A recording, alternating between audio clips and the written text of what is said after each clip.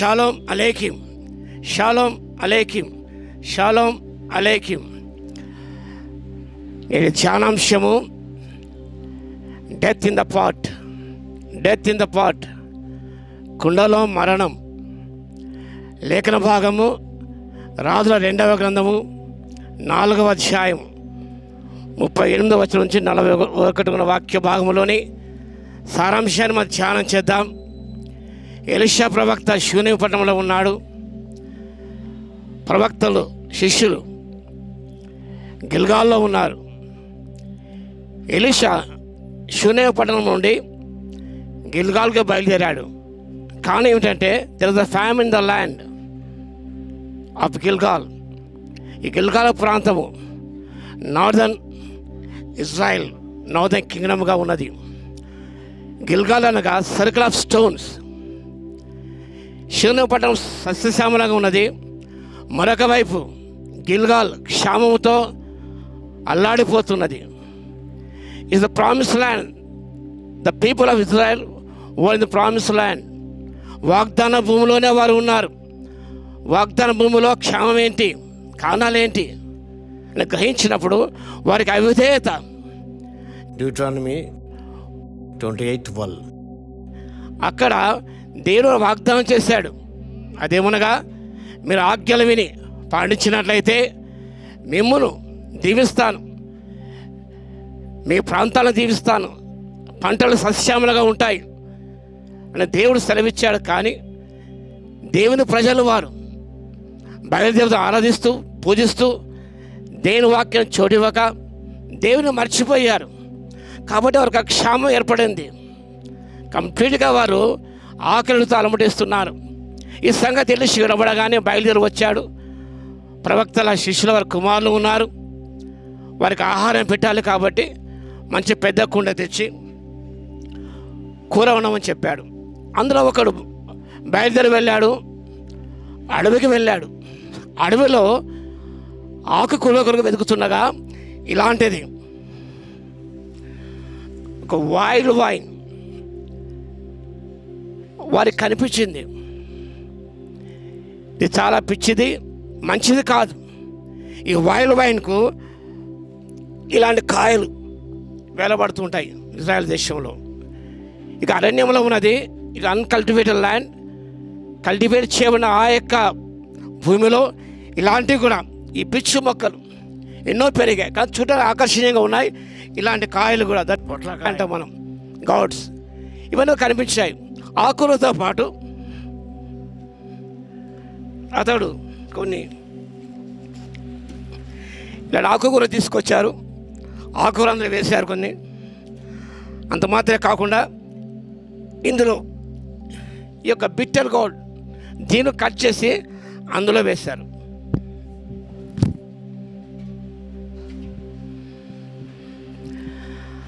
తన వడ్డించి వచ్చి చెప్పాడు. అందరూ కూర్చున్నారు. టేస్ట్ చేయగానే ఒక మాట అన్నారు, ఏనువాడా ఈ కుండలో విషం ఉన్నది. Man of God, there death in the pot. రుచి చూశారు, అది మరణకరమైనది. ఈ కుండ మానవ జీవితాన్ని పోల్చబడినది. మన మంటి ఘటాలం. ఈ మంటి ఘటలో మహిమ ఐశ్వర్యం ఉన్నది దేవుడు చెప్తున్నాడు. కానీ ప్రవక్త శిష్యులో ఒక కుమారుడు తెలియక వెళ్ళాడు అడవిలో. కంటికి మంచిగా కనిపించింది వైల్డ్ వైన్. దాంతోపాటు ఆ కాయలు కనిపించాయి. ఆకులతో పాటు వీటిని అందులో వేసాడు. తెలియక అది విషపూరితమైపోయినది. సో ఇక ఈ అరణ్యం కూడా ప్రపంచానికి, లోకానికి సూచనగా ఉన్నది. ఈ లోకం ఉన్నదంతా కూడా మంచిది కాదు. ఆకర్షణీయంగా కనిపిస్తుంది, కానీ అది ప్రమాదకరమైనది, విషపూరితమైనది. Only filled languages, filled ideologies ఎన్నో ఉన్నాయి. బయలుదేవతల యొక్క సిద్ధాంతాలు ఎన్నో ఉన్నాయి. వాటన్నిటి కూడా మన హృదయంలోనికి మనం తీసుకున్నట్లయితే మన జీవితం కలుషితం అయిపోతుంది. ప్రపంచంలో మరణం ఉన్నది, లోకంలో మరణం ఉన్నది, యేసయ్యలో జీవం ఉన్నది. ప్రవక్త ఏం చెప్పడం వెంటనే ఒక పిండి తెమ్మన్నాడు. పిండి తీసుకురాగానే పిండి అందులో వేయడం జరిగింది. ఆ తర్వాత ఇక వండించమని చెప్పాడు. ఇక వాళ్ళ విశ్వాసం ఎలీషా ప్రవక్త చెప్పాడు, they're obedient to the word of God. దైవజన మాటకు విధేయత చూపించారు. విశ్వాసవాదం ఉన్నది అనగా విషయం అని పోయింది, విషపూరిత పదాలు తొలగించబడ్డాయి, తినడానికి మంచిగా ఉన్నది కాబట్టి వారు విశ్వాసంతో ఆరోగించారు.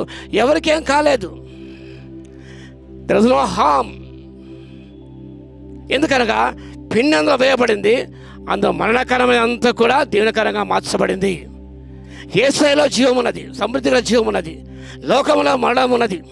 మన లోక పద్ధతులు అవలంబిస్తూ పాటిస్తూ వాటి హృదయంలోకి అనుమతిస్తున్నాం, జీవితంలోకి అనుమతిస్తున్నాం, సంఘంలోనికి అనుమతిస్తున్నాం, కుటుంబాలకు అనుమతిస్తున్నాం. కాబట్టి మన జీవితాలు పతనం వైపు దారి తీస్తున్నాయి.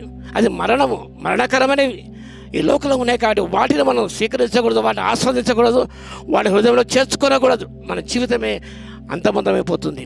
కాబట్టి యేసుని చేర్చుకున్నప్పుడు సమృద్ధిగా జీవం నిరంతరం జీవిస్తాం, మనం ఎల్లప్పుడూ జీవిస్తాం.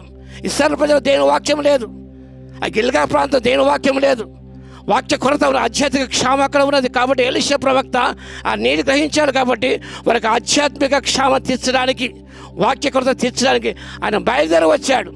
అది మనం కూడా విశ్వాసంలో మనం కూడా ఎక్కడైతే ఆధ్యాత్మిక కొరత ఉన్నదో, ఏ ఇంటిలో ఉన్నదో, ఏ వ్యక్తిలో ఉన్నదో వాళ్ళ దగ్గర వెళ్ళాలి. So many needy people dying the salvation, వాళ్ళ దగ్గర వెళ్ళాలి. మనం వెళ్ళి జీవవాక్యం అందించినప్పుడు వాళ్ళ జీవితాలు అనేది నిజంగా దీవించబడతాయి, జీవాన్ని పొందగలుగుతారు. కాబట్టి మనిషి నోటంలో మాత్రం కాదు, కానీ దేవుని నోట ప్రతి మాట వలన జీవిస్తాడు.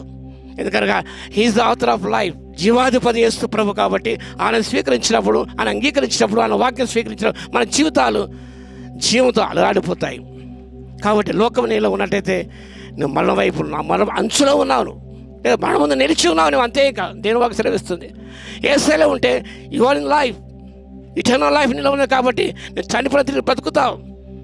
కాబట్టి మనము లోక పద్ధతులు అవలంబించకుండా, వాటిని మనం స్వీకరించకుండా, వాటిని పాటించకుండా దేవుని వాక్యం స్వీకరించి, వాక్యం యేసుప్రభువు స్వీకరించి మనం ఆ రీతిగా జీవించినప్పుడు మనకు సమృద్ధిగా జీవం, ఈ వాక్యం జీవింపచేస్తుంది, లైఫ్ గివింగ్ వర్డ్. దాన్ని నెగ్లెక్ట్ చేస్తే బ్రతకలేము, జీవించలేము మనం. కాబట్టి ఆ వాక్యాన్ని స్వీకరిద్దాం.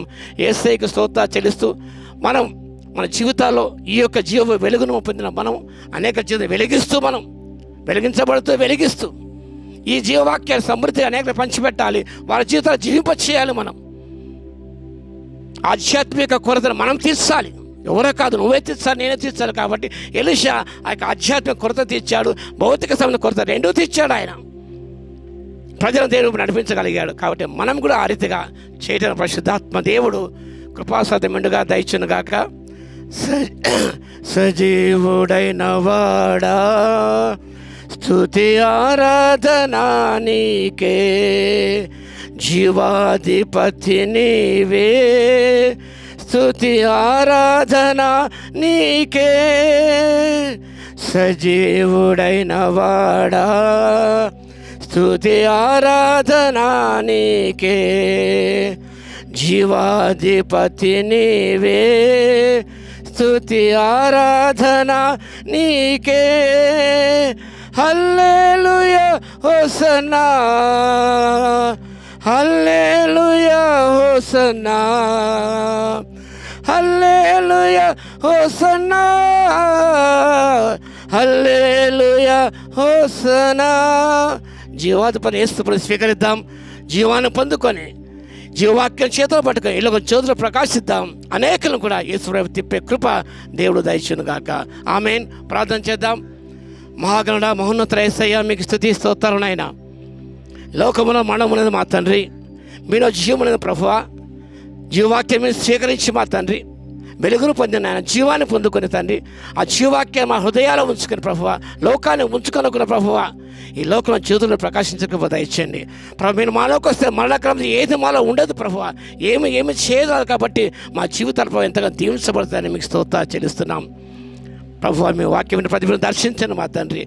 మీరు you are the great healer. కాబట్టి ప్రభువా, ఎప్పుడైతే పిండి అందులో వేశారో ప్రభువా, కుండలో విషపూరితమంతా పోయింది ప్రభువా, ఎంతో ఆరోగ్యమైన సంప్రాప్తమైంది. కాబట్టి అనేకులకు తన ఆరోగ్య ప్రదాత మీరు, కాబట్టి జీవ ప్రదాత మీరే. కాబట్టి ప్రభువా, క్షామాన్ని తొలగించే క్షేమ చెందిన మీరు. కాబట్టి మీకే స్తుతి స్తోత్రాలు చెల్లించుకుంటూ వాక్యం వింటున్న వీక్షణ ప్రతిభ దర్శించి వారి ఆధ్యాత్మిక కొరతను తీర్చండి. ఆత్మీయ స్వస్థలు దయచేయండి, శారీరక స్వస్థలు దయచేయండి, ధైర్యపరిచి దీవించి మీరే మహిమ పొందవలసిగా విజ్ఞాపన చేస్తూ యేసయ్య నామములో ప్రార్థించి వేడుకొచ్చున్నాము తండ్రి. ఆమేన్.